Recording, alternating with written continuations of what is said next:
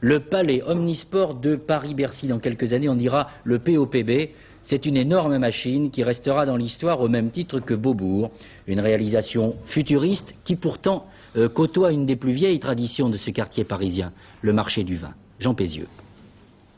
À l'est de Paris, un nouveau quartier commence à naître avec un premier monument, le palais omnisport de Bercy, cette pyramide tronquée vue ici d'avion en cours de travaux. Les marchands de vin ont cédé 20 hectares pour son implantation et le début du futur parc de Bercy.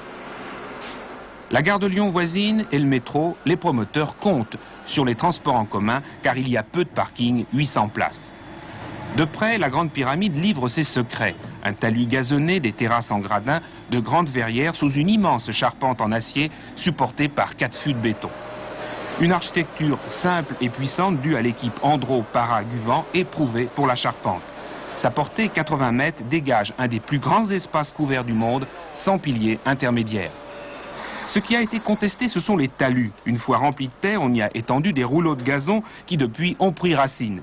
Certains pourtant, qui aiment l'architecture contemporaine de Bercy, se demandent pourquoi on a ainsi caché les pentes en béton. Le revêtement gazonné, dont on a tellement parlé, est simplement un revêtement comme un autre. Au lieu d'être en béton ou en pierre, il est en gazon. Mais il n'y a rien de caché là-dedans. Oui, puis je crois qu'il n'y aurait pas aussi un souci que nous avions eu dès le départ de l'origine du concours.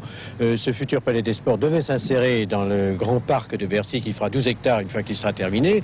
Donc nous avions un souci d'intégrer ce bâtiment dont les dimensions sont considérables, 280 mètres à sa base, 140 mètres dans sa petite dimension, 30 mètres de haut, donc un bâtiment considérable, de l'intégrer dans le futur parc de Bercy.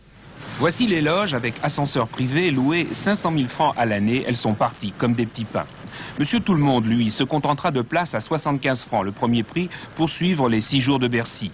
Fini les coureurs en selle pendant 150 heures, le sport ici sera un sport spectacle.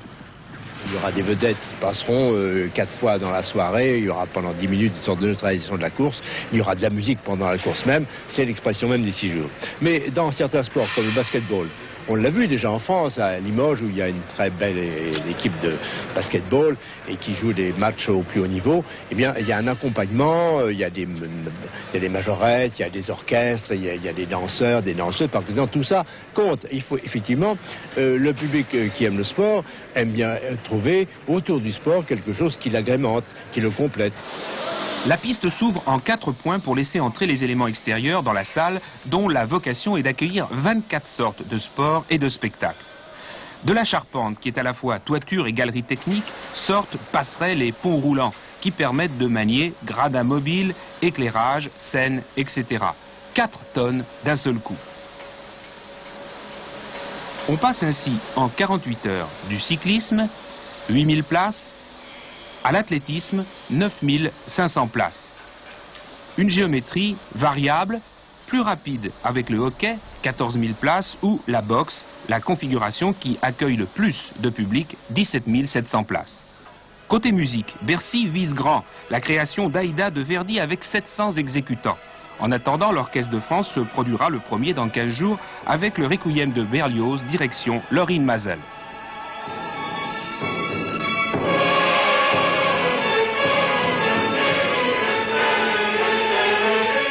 Sport et musique, le palais de Bercy est bon pour le service.